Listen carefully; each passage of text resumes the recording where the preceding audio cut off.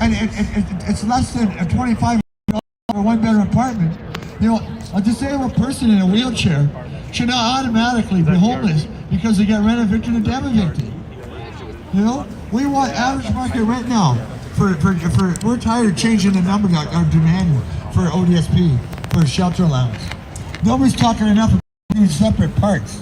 Nobody should have to use their basic needs allowance to prop up an insecure, inadequate shelter allowance. You know, this is wrong. The basic needs allowance is supposed to be for our basic needs, but it's totally inadequate too.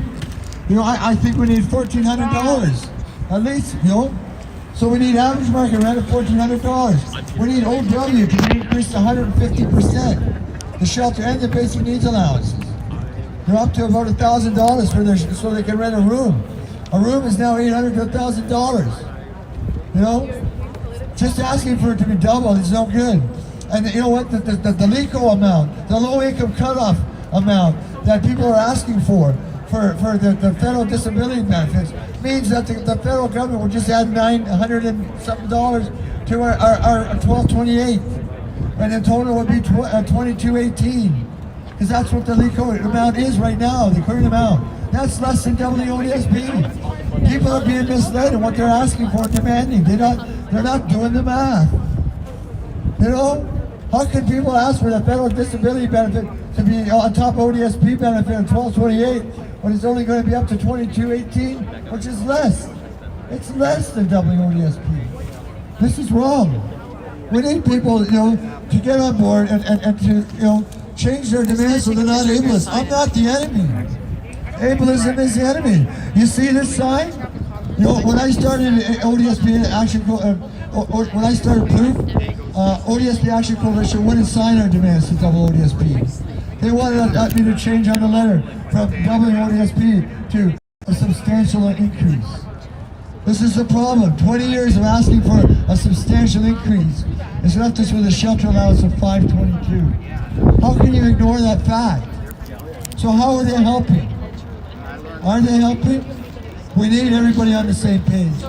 Up your demands today, put them in writing, and demand that disabled people get average market rent and $1,400 to live on. Just aim high, you know, because they're going to knock you down anyway.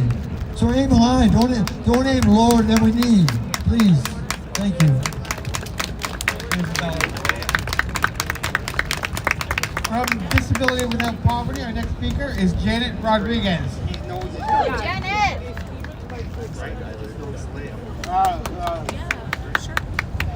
It's amazing how the mind might take a picture of the sign. You prefer the sign to me, or just putting it on? I don't have my job. This morning. Oh, yeah. Put them my name's Hannah. I'll just show you.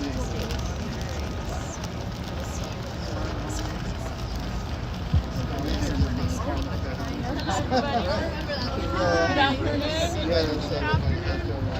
Aren't we happy that we have the opportunity to raise our voices in the House where the people we elect work for us?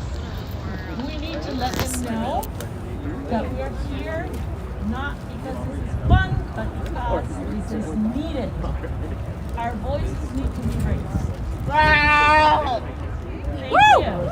My name is Janet Rodriguez. I use she and her pronouns. I am a cisgender, racialized immigrant. And unlike many of my friends, I have enough energy to stand here in front of you. I have the privilege that I can speak English, so most of the people in that house will understand. But also, I am honored that I can do cross-disability organizing and movements that are grassroots, that are inclusive of everyone that feels this is their movement. You don't have to be disabled to be here in solidarity and support. I do identify as a person who has visible and invisible disabilities.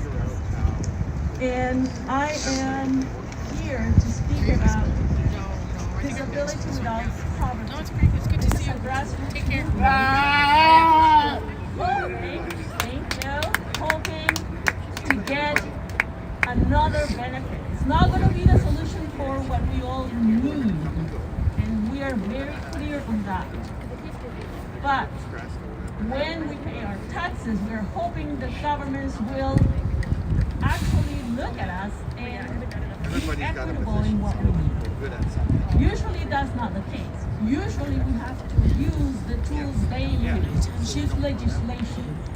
So right now, if you have not yet heard about Bill C-22, this is a piece of legislation that is called the Canada Disability Benefit. And right now has already passed 3 readings at the House of Commons with unanimous voting from each and every party, because at least they all are aware that being disabled does not have to mean that you're so we need to fight for that. So now in the Senate they have been conducting, again both is conducting consultations. The director of Disability Without Poverty have already presented the reasons why. One of them is to tell them that being disabled, in some cases, people are opting for medical assistance in dying. Shame indeed, shame. Because we are persons just like everybody else. We need to live like anybody else. We need to thrive and enjoy. Not just have anything. We need to be able to enjoy the life we have. But because it costs too much, rather than improving our dignified way of living, they decide to, why don't you think about checking out of it's shameful. And that is something that has really fueled us to keep pushing. Disability without poverty. Many witnesses have asked for a committee to present in this committee, and they have heard many stories, first-person account stories of people with cross-disability experiences, and they are very aware that this is long overdue, way overdue. But I'm telling you that what COVID did, He's got it now. a whole bunch of non-disabled individuals who could no longer work by no fault of their own.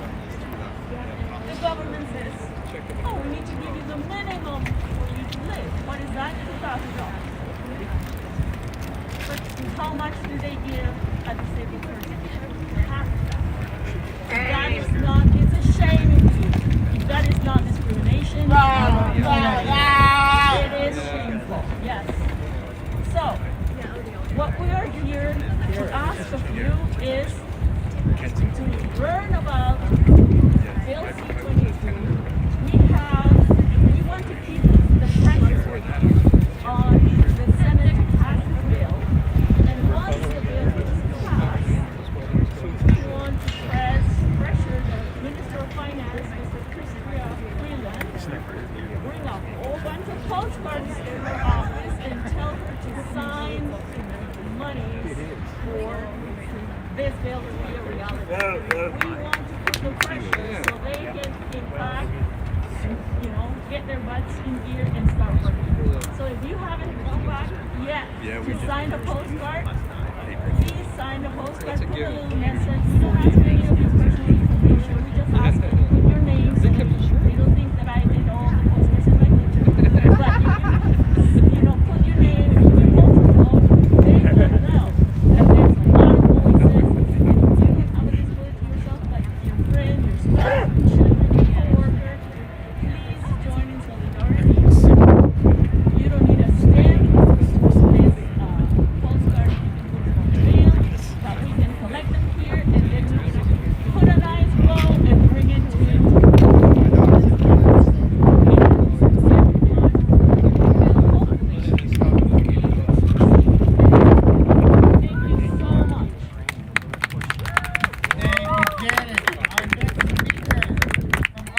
disability law, Gabriel Resnick.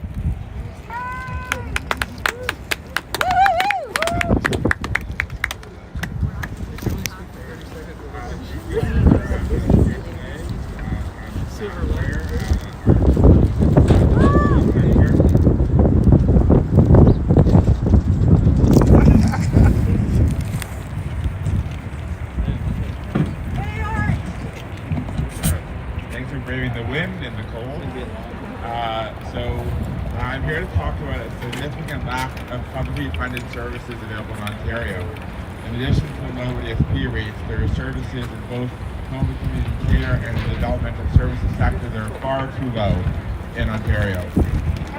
Canada is obligated to ensure that persons with disabilities are able to live independently with the community resources they require.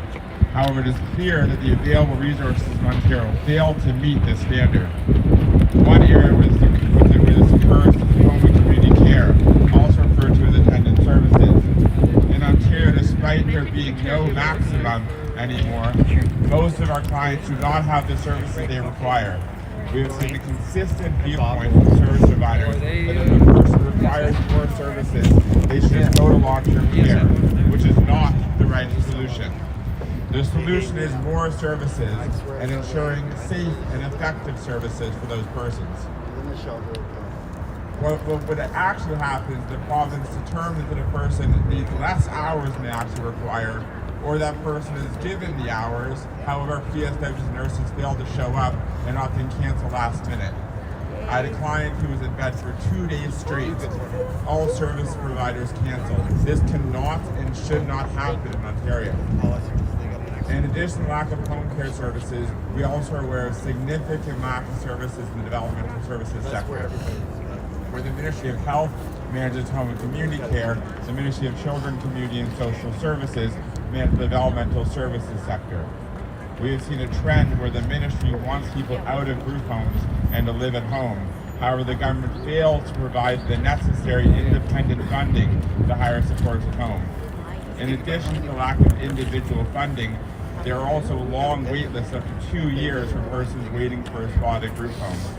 Once one becomes available, a person with a disability does not have the right to choose where they want to live. Rather, they're just given the one available. This brings me to another important point, which is the lack of choice for a person with disabilities. Canada is a member of many international treaties, including the Convention on the Rights of Persons with Disabilities, which protects rights for persons with disabilities to choose where they live and who they live with. Despite agreeing to follow the convention, this right is rarely given.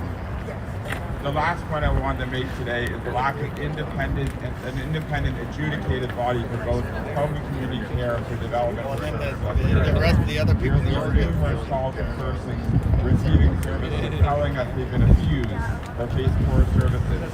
Unfortunately, the persons only one care avenues available, which is an internal complaint mechanism which doesn't work. It is biased and not independent. We have tried to get the government to agree to an independent complaints tribunal. Now the government has failed to implement these recommendations. When trying to Bill 175 for home and community care was being passed, we made numerous amendments. None of those amendments were taken. These service providers need to be held accountable. And if the government is unwilling to serve that accountability role, then they need to create a body that can serve that function. So lastly, if anyone has any issues with services or other matters, they can contact Arch at 416-482-8255. We also have email and websites.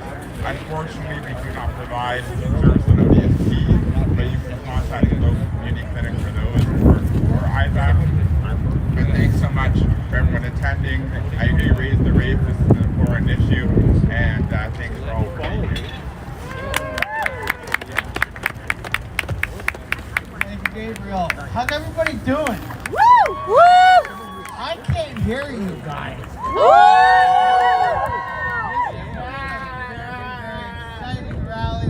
Had a lot of high spirited speakers and conversation. Our next speaker from the Ontario Coalition Against Poverty, Sam Ryan. Woo! Sam!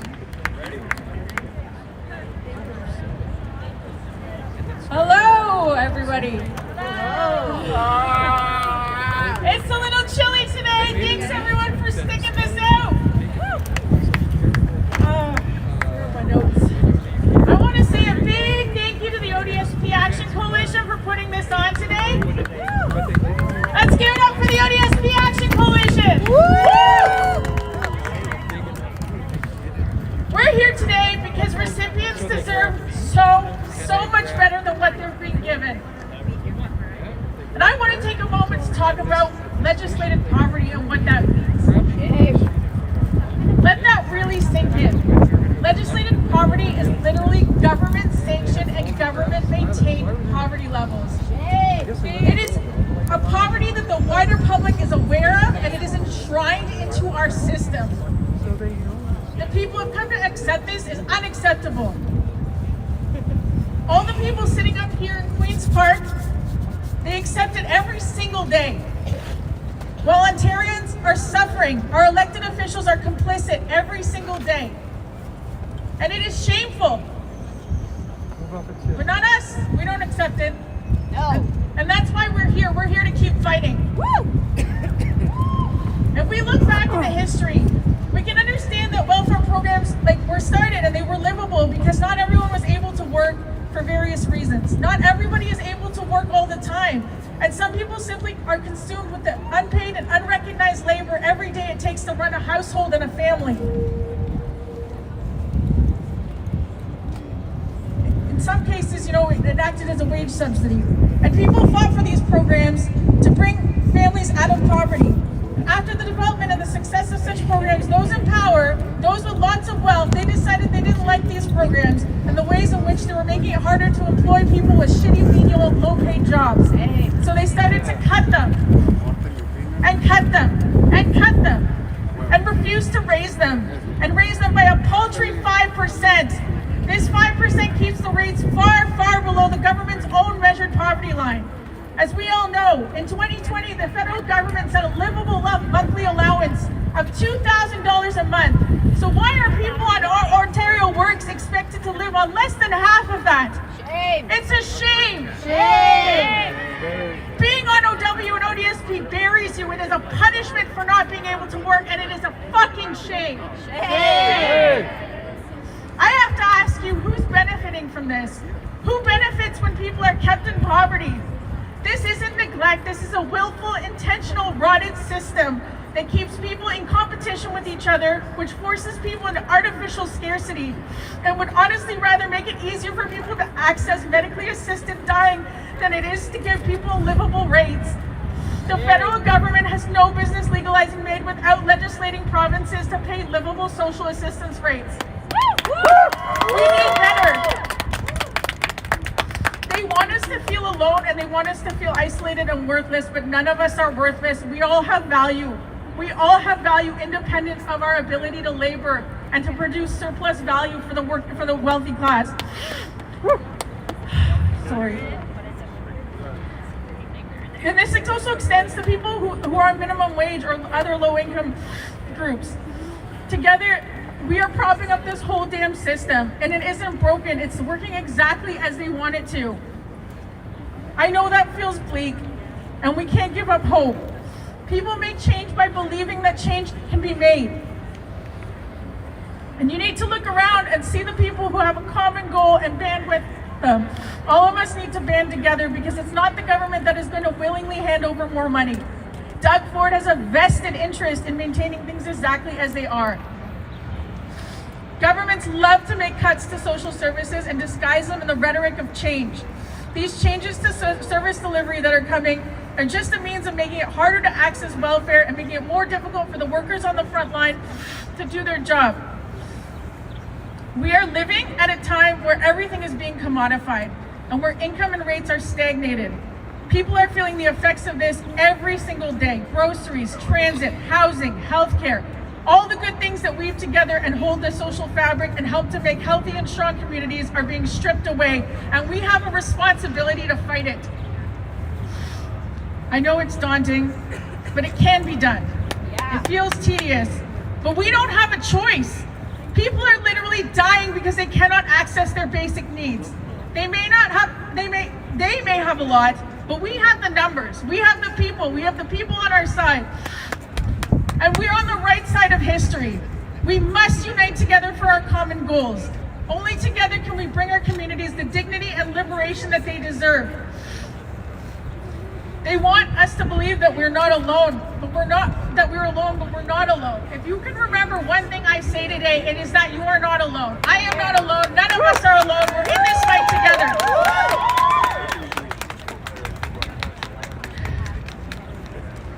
It's a system that wants to take everything that we have, and they will not rest until they're charging us literally for the air that we breathe. But there are more of us than there are of them, and together we can make a difference, and together we can fight this.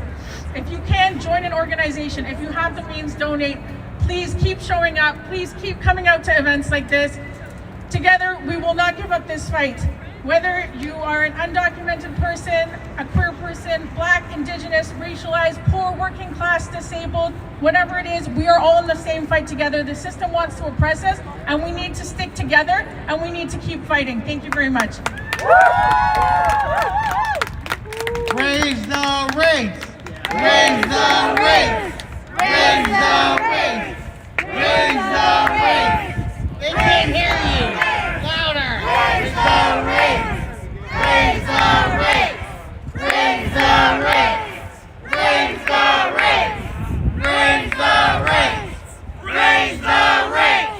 Raise the rates! Raise the rates! Raise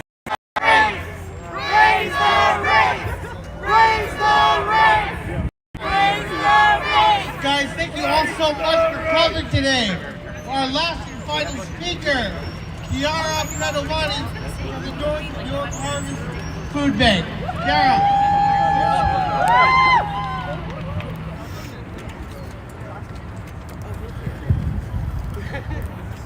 Hello. My name is Kiara Padovani, and I am here with North York Harvest Food Bank in solidarity with our friends at the ODSP Action Coalition, Disability Without Poverty, and the Ontario Disability Coalition, and every single person in this province who is on social assistance to demand an end to legislated poverty in Ontario.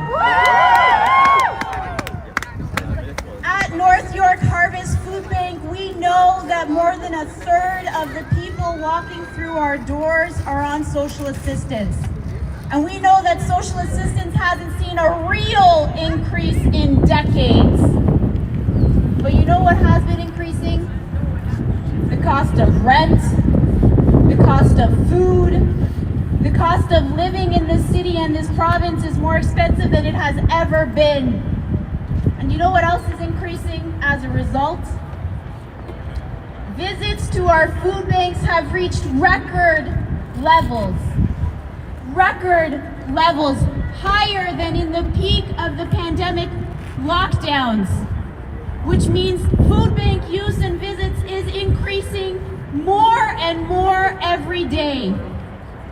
It means that things were bad and they are getting worse. And we know at the food bank that the people on ODSP are falling deeper and deeper into poverty and are facing the highest levels of food insecurity. We know people are coming through our doors because it is impossible to pay for rent and food on the table when you're on ODSP. It's even more impossible when you're waiting to be approved for ODSP and you're on OW. So on behalf of North York Harvest Food Bank, I'm here to tell our provincial government that we can't solve this problem. The food banks cannot solve this problem. We are doing absolutely everything we can to fill the cracks left behind by a broken system. But this system is so broken because it is designed this way. So on behalf of North York Harvest Food Bank, I've got 3 simple messages for Queen's Park, and I want you to help me make sure they can hear them. The first thing they need to do is stop the clawbacks. They can no longer punish to make ends meet. Stop the clawbacks! Stop the clawbacks! Stop the clawbacks! Stop the clawbacks! Stop the clawbacks! Stop the clawbacks! We know that the government can raise the rates, and that's exactly what we want them to do now, not tomorrow, now. Raise the rates! Raise the rates! Raise the rates! Raise the rates! Raise the rates! Raise the rates! And finally, we know that the provincial government can end disability poverty. And that's exactly what we want them to do today. End disability poverty. End disability poverty. End disability poverty. End disability poverty. One more time, make sure they can hear you. End disability poverty. End disability poverty. The food banks are here with you in solidarity. Thank you so much. Thank you. Do we have any last minute voices that want to give her Kevin?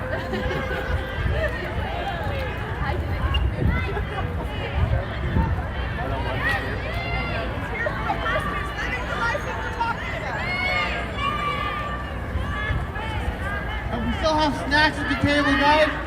Beverages, coffee, snacks at the table. Please come over and enjoy. Hi.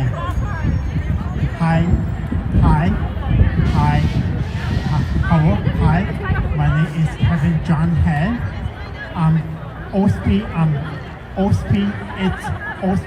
is not enough for me. It's not enough for me.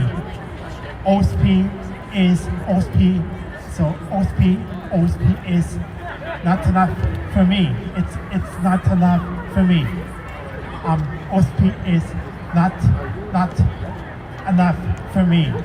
So okay, so I get